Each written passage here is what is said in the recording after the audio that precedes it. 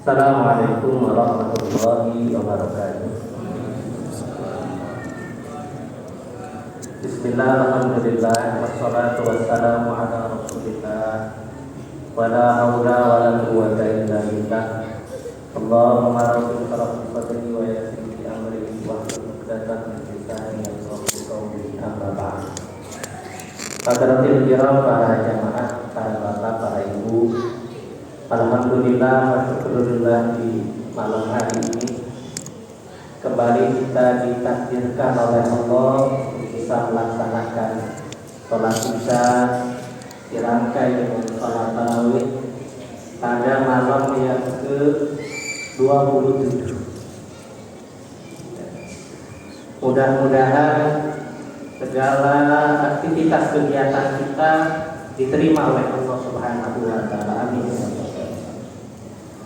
Dan 3-4 hari lagi kita semua akan bersama-sama menyambut datangnya hari raya. Tentu sebagian dari kita ada yang merasa berbahagia. Sebagian dari kita ada yang merasa berbahagia, bergembira karena sudah tuntas melaksanakan perintah Allah. Dan sebagian yang lain tentu ada yang merasa bersedih karena akan berpisah dengan bulan suci Ramadan. Sampai-sampai ada satu khobar yang menyebutkan, "Lau ta'lamu ummati ma fi Ramadan, la tamannau an takuna sanatu kull Ramadan." Seandainya umatku tahu hakikat apa yang ada di bulan suci Ramadan, niscaya mereka semua akan berharap sepanjang tahun itu yang ada adalah Ramadan. Tidak ada Syawal, tidak ada Dzulqa'dah, tidak ada Dzulhijjah, yang ada adalah Ramadan, dan seterusnya. Kenapa ma'asyiral muslim? Karena bulan Ramadan ini penuh dengan keberkahan dari Allah Subhanahu wa taala. Berkahnya bisa kita lihat di siang hari kita diwajibkan oleh Allah untuk berpuasa. Terkait dengan puasa di bulan suci Ramadan ini, sampai-sampai satu keterangan hadis riwayat Imam Bukhari juga Imam Muslim menyebutkan satu hadis qudsi dari baginda Rasulullah sallallahu alaihi wasallam, qala Allah azza wa jalla, kullu amalin bi adama lahu illa siyam fa innahu li wa ana ajzi.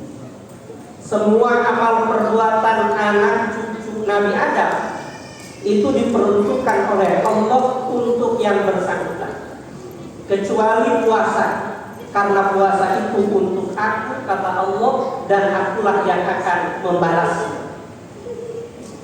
Kita meskipun tahu sholat itu tiang agama umpamanya, namun tidak pernah ada statement dari Allah, fa inna sholata li wa ana ajzi. Itu tidak ada. Ya, sholat itu untukku dan akulah yang akan membalasnya, itu tidak ada. Atau haji, fa innal hajj li wa ana ajzi. Itu belum pernah ada statement dari Allah. Namun terkait dengan puasa ini Allah dengan gamblang menyebutkan fa innahu li wa ana ajzi, karena sesungguhnya puasa itu untukku dan akulah yang akan membalasnya. Sampai-sampai Imam Ibnu Hajar Al-Asqalani dalam Syarah Sahih Bukhari, juga Imam An-Nawawi dalam Syarah Sahih Muslim, beliau menyebutkan rahasia kenapa Allah sampai menstatementkan fa innahu li wa ana ajzi. Karena alasannya fa inna siyam la yaqu fihi ar-riya. Ibadah puasa itu ibadah yang paling minim dari godaan penyakit riya.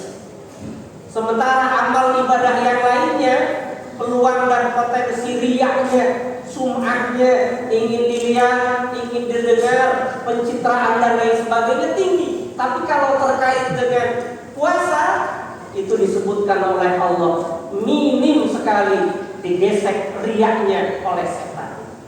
Maka ini yang pertama alasannya. Kemudian yang kedua alasannya, ada satu keterangan dalam hadis riwayat Imam An-Nasai. Suatu kali ada seorang sahabat namanya Abu Umamah Al-Bahili datang kepada Nabi besar Muhammad sallallahu alaihi wasallam, "Ya Rasulullah, dulluni bi amalin yudkhilunil jannah." Wahai Rasul, tolong beritahu saya satu amal perbuatan yang kalau seandainya amal perbuatan itu saya lakukan, maka amal perbuatan itu akan bisa memasukkan saya ke dalam surga. Jawaban Rasul pada saat itu, "Alaika bisyam," engkau berpuasa. Setelah sekian lama dilaksanakan oleh Abu Umamah Al-Bahili, beliau kemudian datang lagi kepada baginda Rasul dengan pertanyaan yang sama. "Ya Rasulullah, dulluni bi amalin yudkhilunil jannah." Wahai Rasul, tolong tunjukkan kepada saya satu amal perbuatan yang seandainya saya kerjakan akan bisa memasukkan saya ke dalam surga. Jawaban Rasul pada saat itu, "Alaika bisyam fa inna la mislalahu." Engkau harus melaksanakan puasa karena ganjaran puasa itu tidak ada bandingan. Ini yang kedua maksudnya. Kemudian yang ketiga, yang disampaikan oleh seorang tabi'in, namanya Imam Sufyan bin Uyainah, guru dari Imam Ahmad bin Hanbal, senior dari Imam Asy-Syafi'i. Beliau meriwayatkan bahwa kata Imam Sufyan bin Uyainah, nanti di akhirat ketika ada seorang muslim yang dihitung amal-amal pahalanya di dunia itu sudah dihisab oleh Allah Subhanahu wa taala, salatnya, infaknya, sedekahnya, hajinya, umrohnya, baca Qur'annya, puasanya, semuanya dihitung. Kemudian Allah memerintahkan malaikat bawa orang ini ke dalam surga karena orang ini pahalanya banyak. Ketika orang tadi mau dibawa oleh malaikat ke dalam surga, tiba-tiba ada seorang yang instruksi, "Ya Allah, saya instruksi." Apa kata Allah? "Orang ini waktu di dunia dulu zalim kepada saya, ya Allah. Dan karena di akhirat ini tidak ada alat pembayaran apapun untuk kompensasinya, maka saya minta diberikan balasan atas dolim orang ini waktu di dunia." Apa yang terjadi kemudian? Pahala kebaikan dari orang tadi dialihkan kepada yang komplain instruksi tadi. Tidak lama ada lagi, "Ya Allah, saya instruksi. Waktu di dunia orang ini mengambil hak saya, zalim. Karena itu saya minta dibalas, diberikan kompensasi kepada saya." Akhirnya yang komplain itu banyak, yang instruksi banyak, sampai kemudian pahala kebaikan yang dikumpulkan oleh orang tadi itu habis diberikan kepada semua orang-orang yang dizoliminya waktu di dunia, kecuali kata Imam Sufyan bin Uyainah, kecuali pahala puasa yang itu tidak akan bisa dialihkan. Maka oleh karena itu, ma'asyiral muslimin, Bapak Ibu jamaah rahimakumullah, dahsyat sekali ini kewajiban puasa yang kita kerjakan di dunia ini. Karena dengan puasa kemudian kita sebenarnya dididik oleh Allah untuk apa?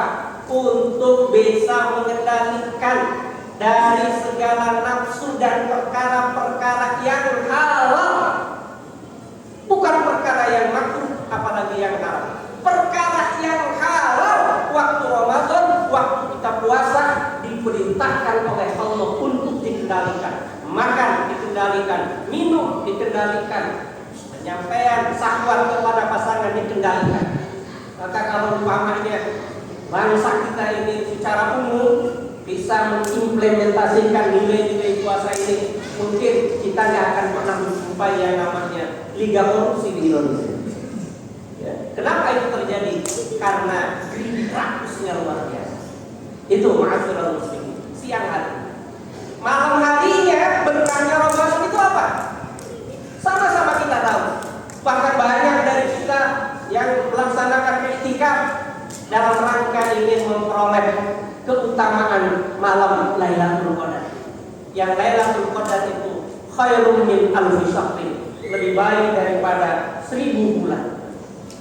Padahal masyaallah muslimin, Bapak Ibu jamaah rahimakumullah, mulianya malam Lailatul Qadar karena pada malam itu diturunkannya Al-Qur'anul Karim. Malam itu diturunkannya Al-Qur'an.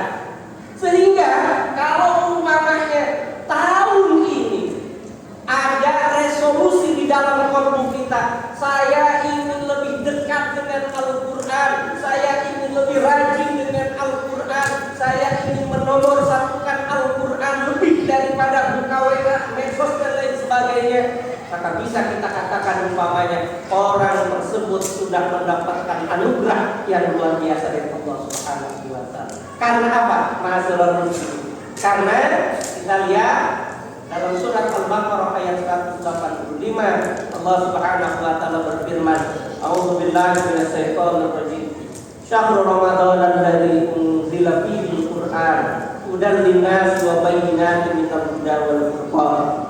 Bulan Ramadan itu bulan diturunkannya Al-Qur'an yang menjadi petunjuk bagi manusia. Al-Qur'an itu menjadi petunjuk bagi manusia. Bukan hanya orang muslim yang akan memperoleh petunjuk dari Al-Quran. Makanya kita teringat kisah sahabat Sayyidina Umar bin Khattab radhiyallahu anhu ketika beliau memuncak amarah dan emosinya karena melihat dakwah Nabi Muhammad di Mekah yang dianggap mencerai-beraikan orang-orang Quraisy dengan begitu lantang. Sayyidina Umar pada saat itu mencabut pedangnya dari rumahnya menuju ke rumah Arqam bin Bani Arqam pada saat itu. Kata Sayyidina Umar saat itu, kata Umar, kalau pedang sudah keluar dari sarungnya, pantang masuk lagi sebelum mengalirkan darah.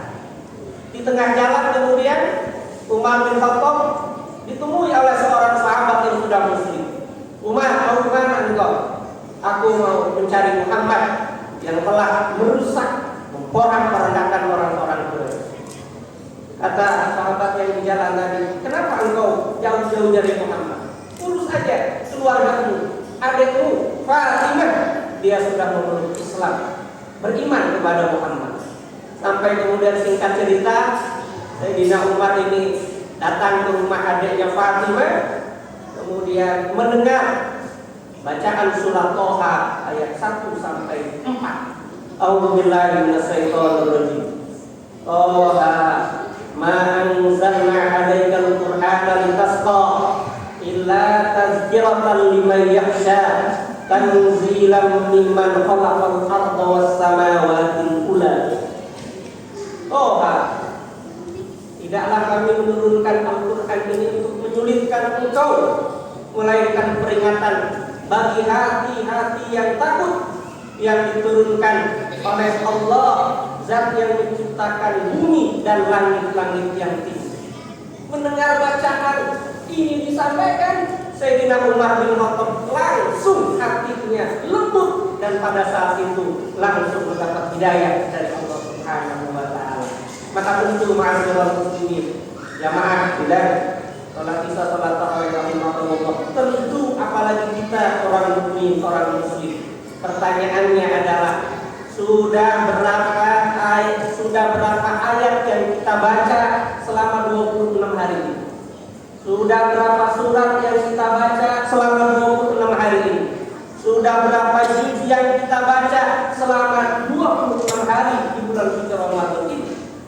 Jangan-jangan umpamanya kita ingin mendapatkan keberkahan bulan Ramadan, tapi kemudian tidak mengakrami Al-Qur'anul Karim. Kalau belum lancar tahsinul Quran kita giatkan. Kalau sudah lancar tilawahnya kita intensifkan. Kalau sudah sering membaca ayat suci Al-Quran, maka kilauan-kilauan cahaya dari maknanya itu akan memberikan impact yang luar biasa, insight kepada diri kita semuanya. Mudah-mudahan masyaallah muslimin, kita semuanya, amal baik kita, amal soleh kita, amal ibadah kita di sepanjang bulan Ramadan ini diterima oleh Allah Subhanahu wa Ta'ala. Mudah-mudahan meskipun Ramadan belum pergi, kita berdoa, ya Allah, perjumpakanlah kami dengan Ramadan di tahun-tahun yang akan datang, karena rindunya kami kita kepada bulan suci Ramadan. Amin, amin ya Allah ya Rabbal Alamin.